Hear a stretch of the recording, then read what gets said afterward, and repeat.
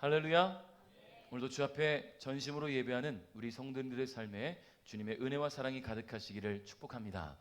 여러분, 인생을 살아가다 보면 경험하게 되는 수많은 고통의 순간들이 있습니다. 최근 쏟아져 내리는 물폭탄 때문에 전국 곳곳에서 많은 피해들이 있었는데요. 특히 청주의 오송 지하차도에서 밀려 들어오는 물에 갇힌 사람들이 현재까지 14명이 사망자가 나온 것으로 우리가 알고 있지요. 또 실종된 주민을 찾기 위해 수색 작업을 하던 해병대 병사 한 명이 급류에 휩쓸려서 사망하는 일까지 벌어졌음을 보게 되었습니다.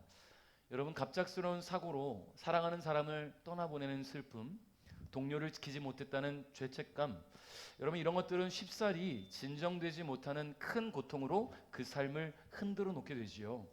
어떻게 보면 평생 지워지지 않을 것만 같은 고통의 순간을 만나서 힘든 시간을 보내도 여러분, 결국은 딛고 일어서야 살아갈 수가 있는 것 아니겠습니까? 제가 지난주에 말씀드린 것처럼 영월의 한 부대에서 인성교육을 하고 왔어요. 20대 초반의 이 젊은 청년들이 나라의 부름을 받고 군생활을 해나가고 있습니다.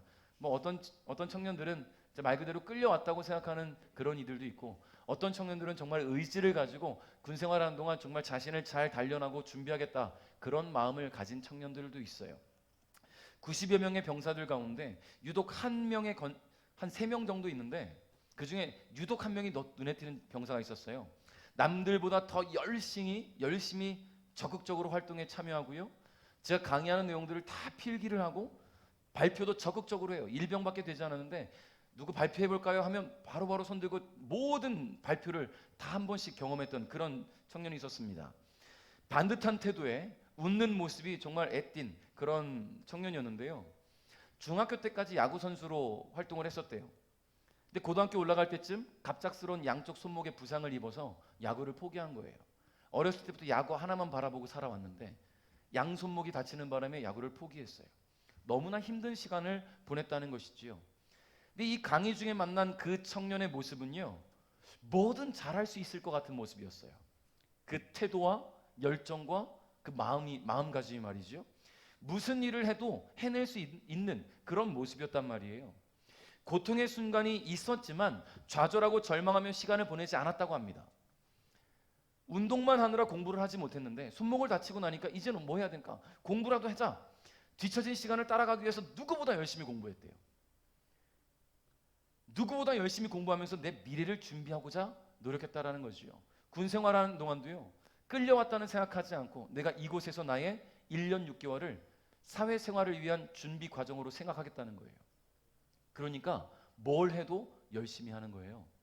대충이 없고 그냥이 없습니다. 몇몇 졸면서 보내는 병사들과는 다르게 매 순간마다 열심히 동참하는 모습을 보니까 그 얼굴이 지금도 잊혀지지 않고 그 이름도 제 마음에 새겨져 있어요. 굉장히 큰 감동이 됐단 말이에요. 어떻게 이렇게 열심히 강의를 집중할 수 있었을까? 물론 제가 잘해서 그랬겠지만 죄송합니다. 잘하지 못했어요. 멘탈이 나가가지고 65명이 와서 있어야 되는데 90명이 와 있으니 얼마나 멘탈이 나갔겠습니까? 그리고 처음에 온 대로 막 순서대로 앉고 조를 짰는데, 여러분 그거 아시죠? 군대에서는 같은 대대 같은 중대 아니면 서로 몰라요. 저희 때는 뭐라고 표현했냐면 아저씨라고 표현했어요. 나랑 타 중대에 있는 사람은 아저씨예요. 이등병도 저 중대 병장한테 아저씨라고 불러요. 모르는 사람이니까. 근데 조를 그렇게 짜놓고 보니까 서로 모르는 사람들끼리, 아저씨들끼리 같이 있으니 이게 되겠냔 말입니까? 첫날은 좀 많이 긴장도 하고 힘들었는데, 둘째 날 이제 각 중대별로 대대별로 조를 짜니까 좀 굉장히 또 즐거운 시간, 유익한 시간을 갖고 저도 성장할 수 있는 계기가 됐던 것 같아요. 그런 느낌이 들었어요. 이 젊은이들이 이 젊은 날에 놀고 싶고 포기하고 싶고 군대 안 오고 싶었던 이들이 어쨌든 부름을 받고 이 자리에 와 있는 동안은 적어도 자신감을 좀 찾았으면 좋겠다. 내가 나이가 차서 끌려온 게 아니라 나라가 불러서 부름을 받고 온 사명감이 있었으면 좋겠다.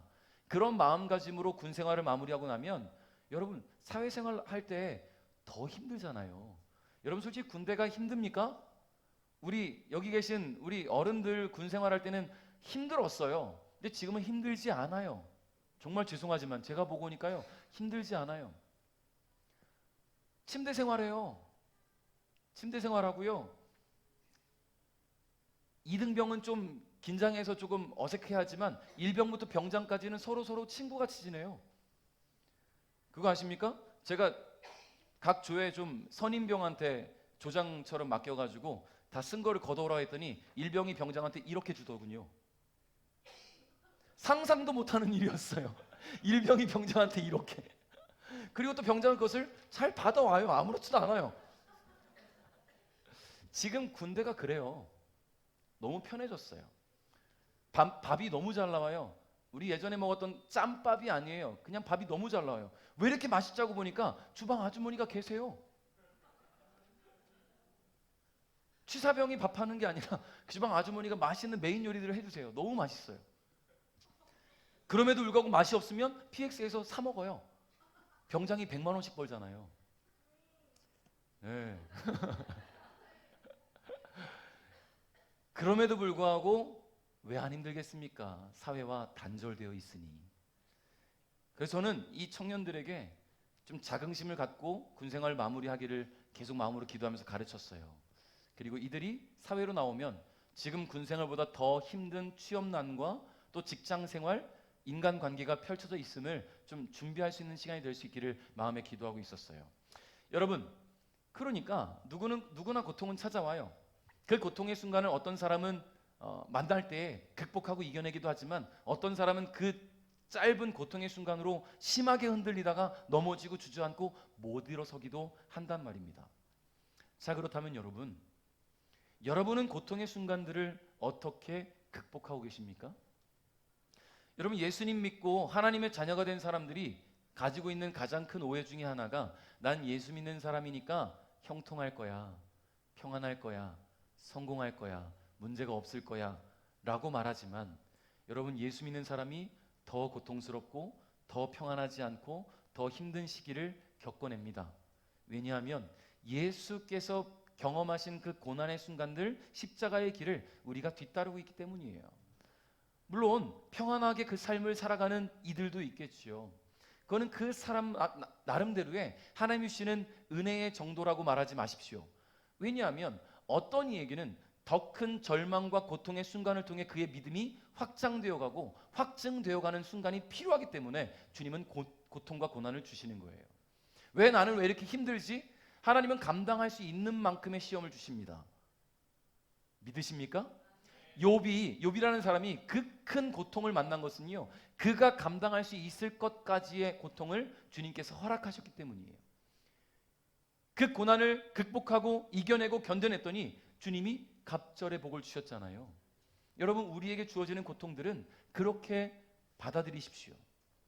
평안함이 없어 좌절하지 마십시오. 주님이 나를 통해 내 믿음을 보시고 이 고통을 이겨낼 힘을 주시고 주님이 살아계심을 경험케 하실 것이다. 그런 마음의 준비들이 될 수 있기를 주님의 이름으로 축복합니다.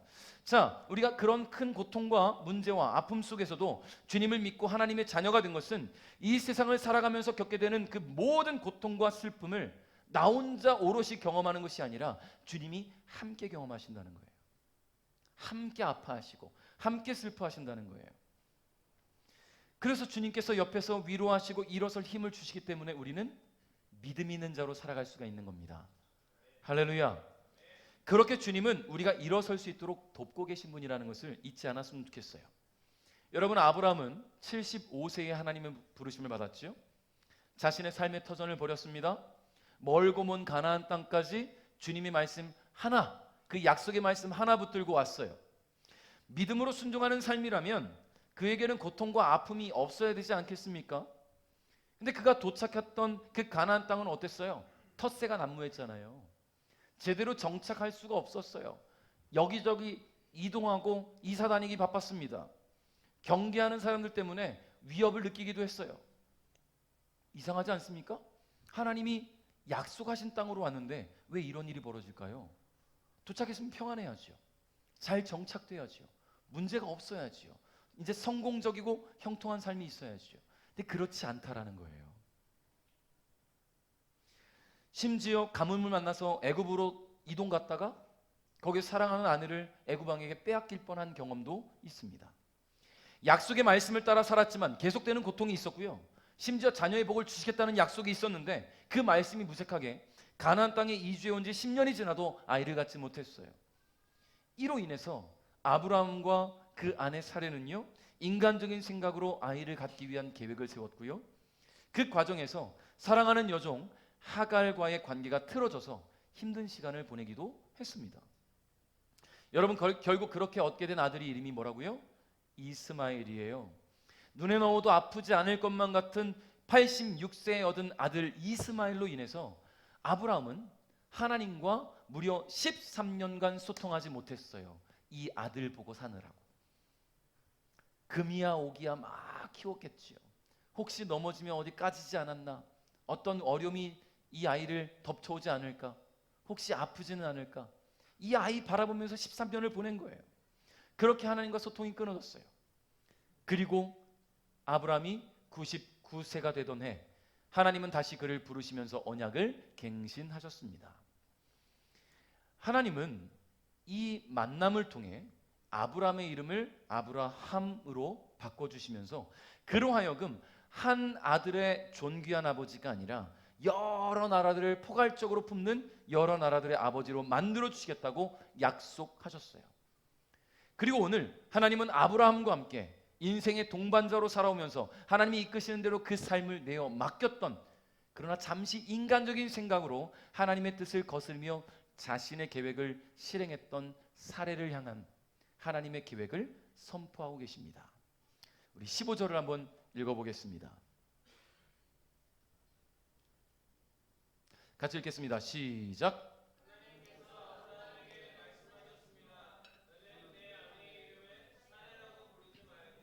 이제부터는 사라라고 하여라. 아멘. 자, 하나님은 아브라함에게 그 아내 사라의 이름을 사라라고 바꾸라고 명령하셨어요. 아브라함의 이름을 바꿔주시고 곧 이어서 하나님께서 이 말씀을 주신 거예요. 여러분, 아브라함의 이름이 뭐라고요? 뜻이? 존귀한 아버지. 그런데 하나님은 그가 육신의 생각으로 낳은 아들 이스마엘에게만 존귀한 아버지로 남기를 바라지 않으셨다고 말씀드렸죠. 그래서 그의 이름을 아브라함이라고 바꾸셨어요. 여러 나라들을 품을 수 있는 그런 아버지가 되기를 바라셨습니다. 그런데 이제 그 안에 사레의 이름도 계명해 주셔요. 여러분, 사레라는 이름의 뜻이 뭔지 아십니까? 공주라는 뜻이에요. 공주. 아브라함에게 있어서 눈에 넣으면 아플 수 있을 것 같은데, 아브라함의 사랑을 받는 사레, 공주예요. 아브라함의 아내는 공주예요. 그런데 이 공주라는 의미를 지닌 이 사레라는 단어는요, 히브리어 사르에서 온 거예요. 사르. 사르라는 단어가 무슨 뜻을 갖고 있냐면 지배자라는 뜻을 갖고 있어요. 지배자. 그러니까 사레의 부모는 적어도 내가 낳은 이 자식이 딸이지만 힘을 갖고 이 나라를 통치할 수 있는 지도력이 있는 그런 지배자, 그런 공주가 되기를 바랬던 것 같아요. 자, 당시 여성이 지배자가 되는 일이 있었을까요? 없었어요. 그 당시에는 여성은 인원수에 포함도 시키지 않았잖아요. 여러분, 족장 시대에는요, 지도자나 지배자는 모두 남성이었습니다. 그럼에도 불구하고 공주의 의미를 지닌 이 사례라는 이름을 지은 것은 그가 성장하면서 공주와 같은 지배자가 되기를 바랬던 부모의 마음이 담겨 있던 거죠. 그렇다면 여성이 지배자가 되려면 어떻게 해야 돼요? 지금 그 당시에는 여성이 지배력이 없잖아요. 근데 지배력을 가질 수 있단 말이에요. 어떻게 하면 될까요? 어떻게 하면 돼요? 아들을 가져야 돼요. 그리고 이 아들이 지도자가 되면 돼요. 여러분, 조선시대를 보세요. 왕이 세워지죠. 근데 이 왕을 쥐락펴락하는 사람이 있습니다. 대왕 대비 마마가 계시지요. 대왕 대비 마마가 있어요. 자기는 첩으로 후궁으로 들어왔다가 내 아들을 어떻게든 세자로 세워가지고 그 과정을 위해 사람을 죽이는 일까지도 서슴지 않게 행하고 결국 그 아들을 세자로 세운 다음에 왕이 되고 나면 자기가 쥐락펴락 하잖아요. 본인 스스로는 힘이 없었는데 아들이 왕이 되고 나니까 힘이 생기는 거예요. 여자가 지배력을 가지려면 그거밖에 없습니다. 그러면 어떻게 합니까? 아들이 있어야 된단 말이에요. 누구보다 건강하고 지혜롭고 청명하고 리더십이 있는 아들을 낳아서 그가 지배자가 되면 됩니다. 그러면 이 어머니가 되는 사레도 지배자가 될 수 있겠죠. 근데 사레에게는 아들이 없었어요. 그것이 그녀에게는 고통이었습니다. 자식이 많은 재산보다 더 크게 인정받던 시기에 그녀에게는 이것이 삶의 고통이었단 말이에요. 근데 이제 나이가 75세가 되어서 더 이상 아이를 가질 수 없다고 판단하고 하나님께서 자신에게 아이를 주시지 않을 거라는 그런 확신이 들었을 때에 이 고통을 해소하고자 여종을 이용한 거예요. 사례는. 그래서 이 여종 하갈을 통해 이스마엘이라는 아들이 태어나고 그 아들을 여주인인 사례가 안게 되었을 때 나이가 76세 아닙니까? 아브라함과 10살 차이니까. 비록 자신이 낳은 아들은 아니지만 아끼는 여종과 자신의 남편을 통해 얻은 아들이었기 때문에 사례는 이 아들을 지극정성으로 돌보면서 고통을 잊고 사랑하는 가족들과 함께 행복한 삶을 꿈꾸었을 겁니다. 그런 행복한 나날을 보내고 있을 사례의 이름을 하나님은 지금 사라라고 바꿔주시겠다는 거예요. 16절 읽겠습니다. 시작.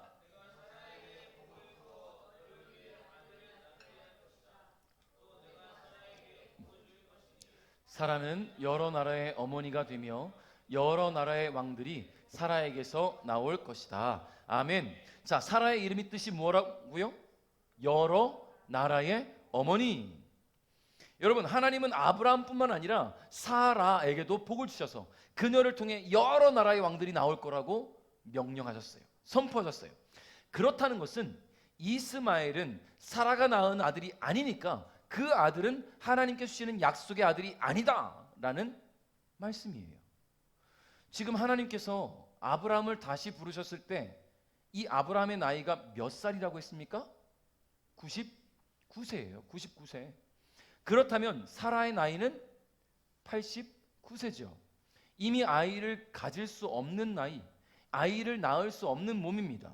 그런데 하나님은 사라를 통해 아들을 주실 것이고 그를 통해서 여러 나라의 왕들이 나올 거라고 말씀하고 계시단 말이에요. 자, 이런 말씀을 듣고 있는 아브라함의 마음은 어땠을까요?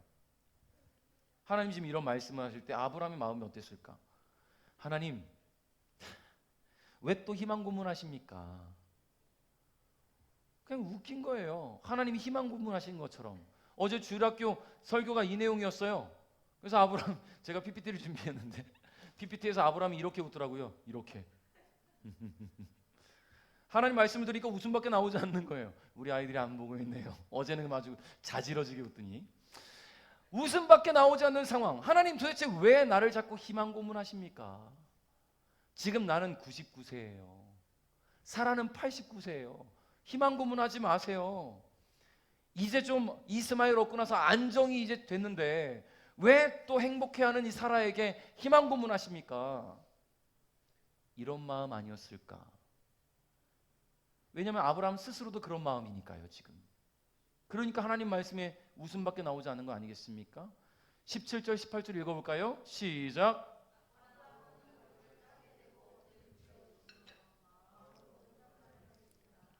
어떻게 100살이나 먹은 사람이 아기를 낳을 수 있을까? 사라는 나이가 90살인데 어떻게 아기를 낳을 수 있을까? 아브라함이 하나님께 말했습니다. 이스마엘이나 하나님께 복을 받으며 살기를 바랍니다. 아멘. 여러분, 이 메시지에는 아브라함의 그 아내를 사랑하는 마음이 담겨 있는 것 같아요.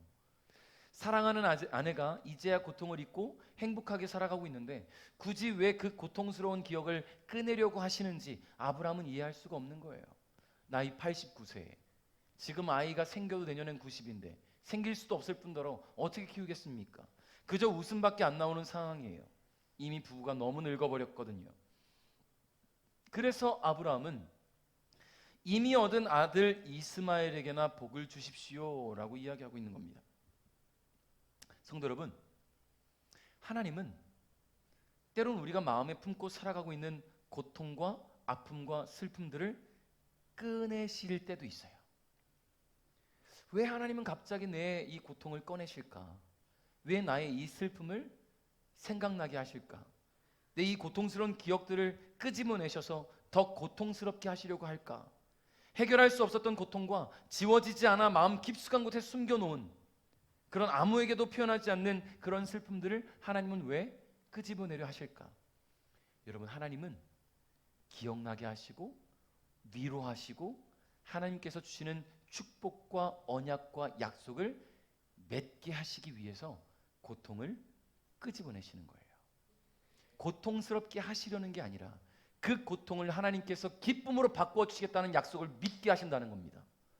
고통이 더 이상 고통이 아니라 하나님이 주시는 기쁨으로, 행복으로, 주님이 주시는 비전과 약속으로 그 삶을 계획하셨다는 것을 알게 하시기 위해서, 그래서 때로는 우리 안에 있는 그 고통들을 끄집어내신다는 거예요.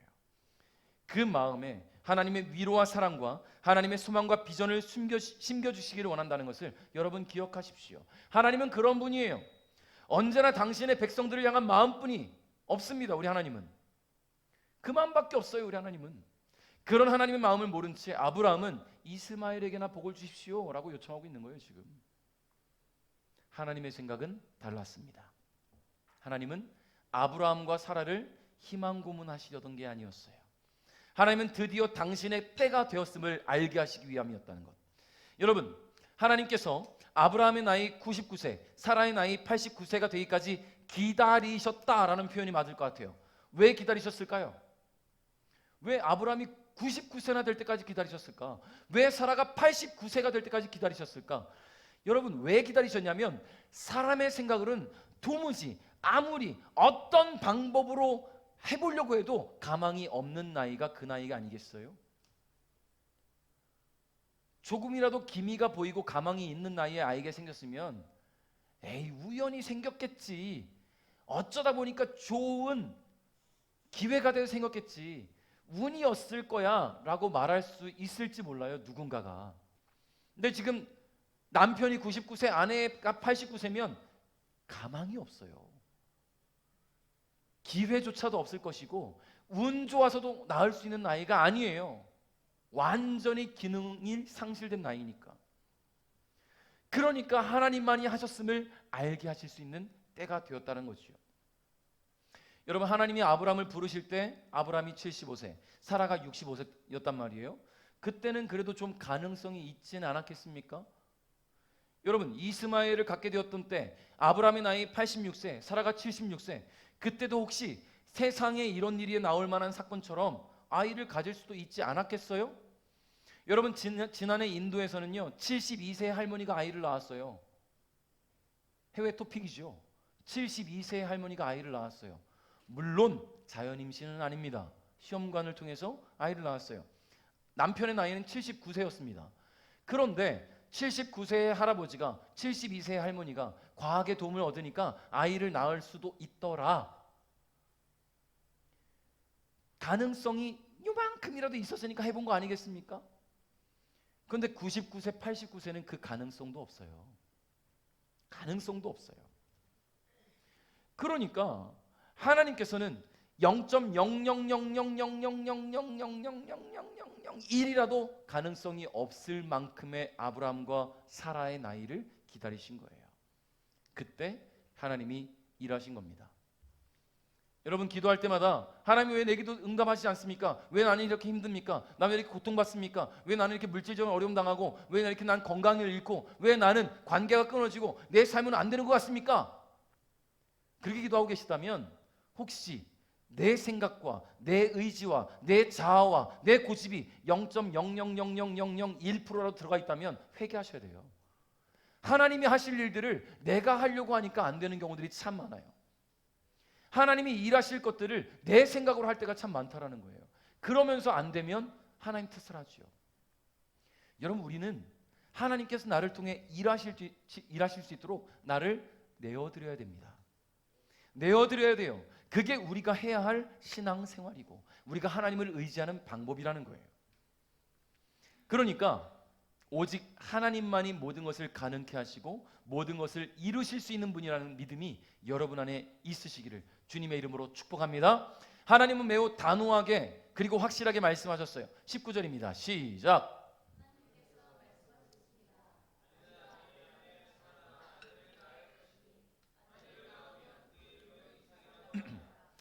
내가 내 아들과 내 언약을 세울 것이니 그 언약은 내 아들의 자손과 세울 영원한 언약이 될 것이다. 아멘. 여러분, 세상의 시각으로는 도무지 아이를 가질 수도 없고 낳을 수도 없고 기를 수도 없는 나이가 되었지만 하나님은 그녀가 아이를 가질 수도 있고 낳을 수도 있고 기를 수 있다고 말씀하세요. 신기하죠? 세상의 시각으로는 불가능한데 하나님의 시선에서는 가능한 일이에요.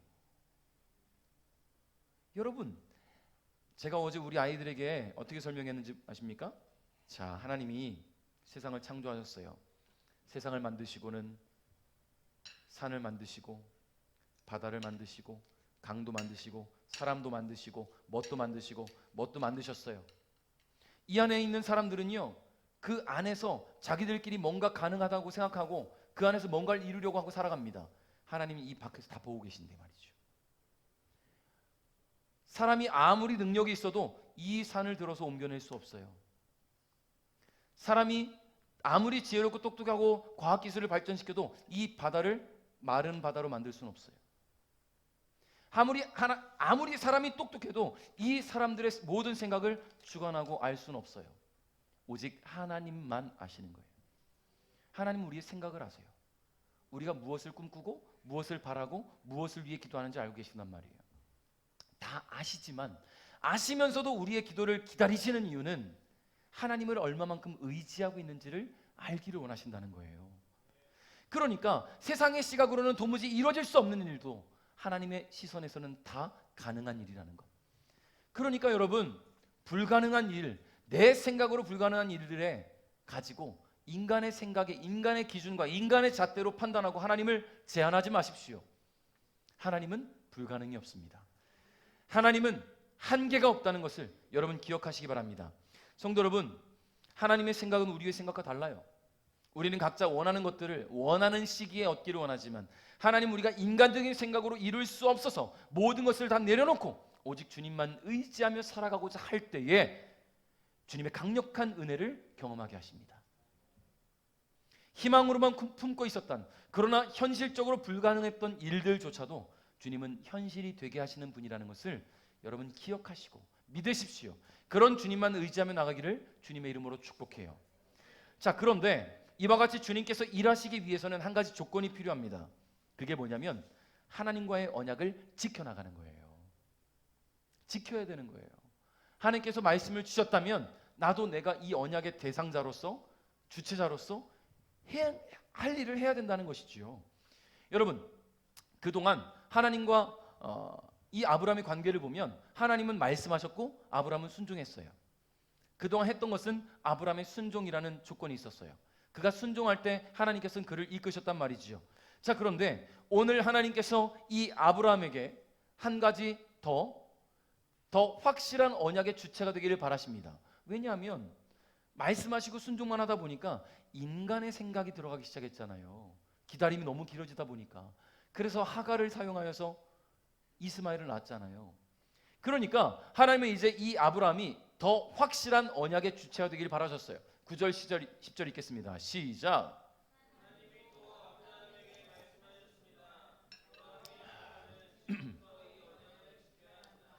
너희 가운데 남자는 모두 할례를 받아라.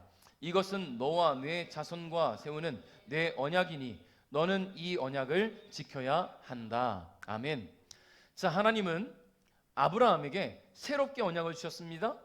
하나님이 이 만남을 통해 아브라함의 이름을 아브라함이라고 바꾸셨고, 그로 하여금 아까 말씀드린 것처럼 여러 나라들의 아버지로 만들어 주시겠다라고 약속하셨어요. 그런데 이렇게 새롭게 갱신되는 언약에는요, 아브라함이 해야 할 일이 추가되었어요. 그냥 순종만 하는 게 아니라 해야 할 일이 하나 더 있었어요. 그 일을 행하는 것, 물론 순종이 요구되는 것인데요, 그게 뭐냐면 바로 아브라함과 그에게 속한 모든 남자들과 자손들이 할례를 받는 거예요. 할례가 뭐냐면 남자의 생식기 표피를 잘라내는 거예요. 오늘날의 포경수술이라고 하죠. 근데 여러분 생각해 보세요. 오늘날처럼 의료시설이 갖춰져 있던 시기가 아니잖아요. 소독을 하고 마취를 하고 메스로 깔끔하게 절단하고 꼬매는 그런 게 아니에요. 이런 여건이 갖춰져 있던 시기가 아니라는 말입니다. 생사를 잘라낼 때의 통증을 고스란히 견뎌야 하는 고통스러운 일이에요. 매우 매우. 하나님은 언약의 표징으로 아브라함에게 이와 같은 일을 명령하셨습니다. 여러분, 심지어 이 언약이 체결된 이후로는요, 아브라함의 집에서 태어나는 남자들은 태어난 지 8일 만에 할례를 받아야 했어요. 이 갓난 아기가 태어난 지 8일 만에 표피를 잘라내야 되는데, 말씀드렸죠, 소독을 못해요. 마취를 못해요. 잘라내야 돼요. 그때 당시에 오늘날처럼 날이 잘 서 있는 그런 칼이 있었겠습니까? 아니지요. 돌로 만들어진 돌칼들이 있었을 거예요. 그 시기에는. 오늘날과 같은 그런 날카로운 메스, 칼, 부엌칼 이런 게 있던 시기가 아니에요. 그러니까 잘 안 잘리면 문대지면서 잘라내야 되는 그런 시기란 말이에요. 여러분, 이 갓난아기가 뭐가 알겠습니까? 그럼에도 불구하고 태어난 지 8일 된 갓난아기까지 동참해야 하는 하나님의 명령이 내려진 거예요. 매우 고통스러운 일이에요. 하나님께서 아브라함에게 이와 같이 할례를 명령하신 것은 그로 하여금 고통을 잘 참아라, 이게 아닙니다. 하나님이 이 아브라함이 말씀에 순종하여서 할례를 행함으로 말미암아 하나님께서 택하신 백성답게 거룩하게 살아가겠다는 헌신을 다짐하게 하시기 위함이에요. 그 일에 고통이 따라온다는 것이죠. 그렇다면 아브라함은 이 명령에 어떻게 대응했을까요?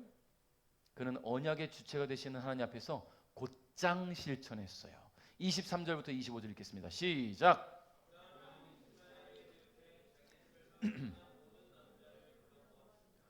또 돈을 주고 산 종들도 불러 모았습니다.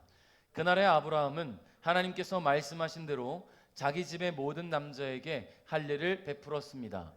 아브라함이 할례를 받을 때의 나이는 99살이었으며 아브라함의 아들 이스마엘이 할례를 받은 때의 나이는 13살이었습니다. 아멘.